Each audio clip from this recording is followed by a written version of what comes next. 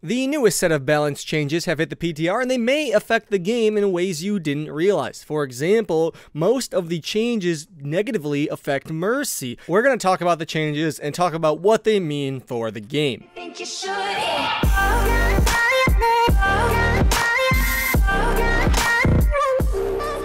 The first patch is a change to McCree's flashbang. It's really a buff, but it's also a quality of life change at the same time. McCree's flashbang has always felt notoriously bad against fast-moving heroes. People like Genji, sometimes even Tracers that are jumping. When you flashbang them, they kind of just go flying in a certain direction if they were moving before you flashbanged them. Now, whenever you stun someone, they are significantly slowed as well as stunned. That way you can actually land your follow-up shots and they won't be really unpredictable and keep moving in random directions. How does this affect the game? Well, for one, it's a nerf to Mercy. Mercy is one of those heroes where if she's using her Guardian Angel or like running into the fight while jumping, you can flashbang her, but sometimes you can't land the follow-up shot because she'd keep moving and then she'd res her whole team. Now you can shoot, flashbang, shoot, and usually get a very quick kill without allowing her to use her res. So this is a pretty big anti-Mercy change. On top of that, McCree will be more successful in taking out flankers now because most of the flankers in the game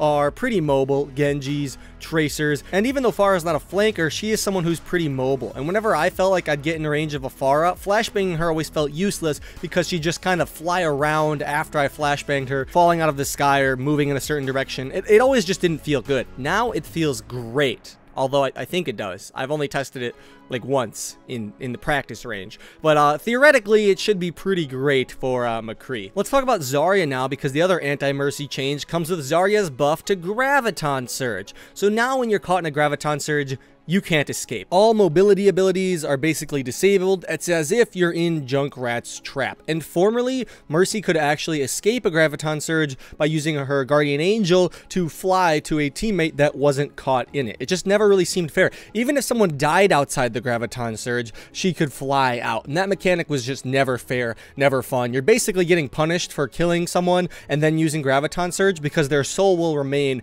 and Mercy can still fly to it. Not fair. But now, she can't do that. And neither can Diva, neither can Tracer, neither can Genji. Graviton Surge will feel like an actual consistent ult once again. Because honestly, with the dive comps, there's a lot of heroes, Diva, Genji, Tracer, that could escape this, and it just made Zarya not worth playing. Because if 3 heroes from the enemy team can escape at 4, so if you have like Genji, Diva, Tracer, Mercy, and they can all escape this Graviton Surge, one of the most powerful ults in the game is like rendered useless. There's no point. So this change will actually be much better for Zarya than I think a lot of people will realize. Pretty bad for Mercy, although Mercy, you know, this wasn't something that was making Mercy OP, so it's not like Mercy's going to be weak now. The change to McCree and Zarya will both make Mercy a little bit worse.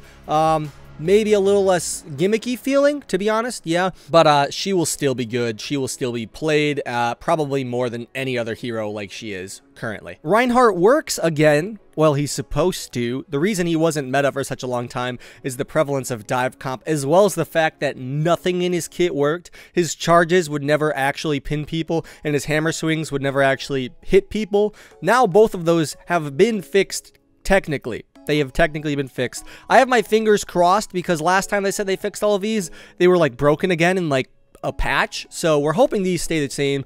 His swing speed has actually been increased by 10%, so his melee is a little bit faster. Not really a noticeable change. I don't think that will make him significantly better. But basically, Reinhardt works now, and that's going to be a huge buff in his favor. You know, a hero that doesn't work isn't very good.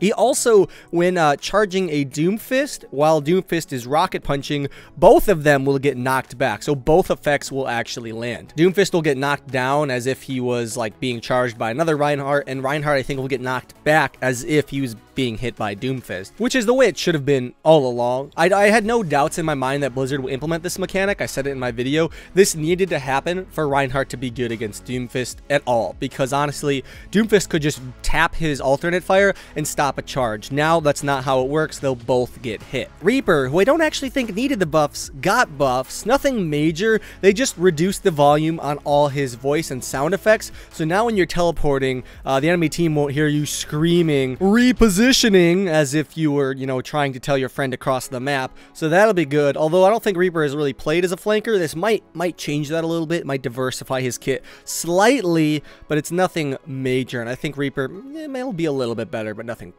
too much. Doomfist has also received some changes. His rocket punch distance has been reduced by 20%. This was a change that actually went live a while ago, so now it's, I think, only 20-something meters rather than 30, and his seismic slam can no longer allow him to raise in height, which is the way apparently it was supposed to be all along, which makes sense. I thought originally that made sense too. So now when you seismic slam, first of all, you can't go up, you can only go down, and actually it'll also give you an indicator as to how much damage it will do without the default crosshair. If you don't use the default crosshair, there was no way of knowing how much damage it would do before, but now there's an indicator for that you can see. Tell me what you guys think down below. I don't think any of these changes are going to make or break anything. I think the meta will still probably be dive comp, with the exception of Doomfist. Doomfist could be a huge swing in the game's balance. If Doomfist is good against dive comp, we might be seeing something that's more oriented towards Zarya and Reinhardt once again, because they both are a little bit better. They've had some quality of life changes, and Reinhardt actually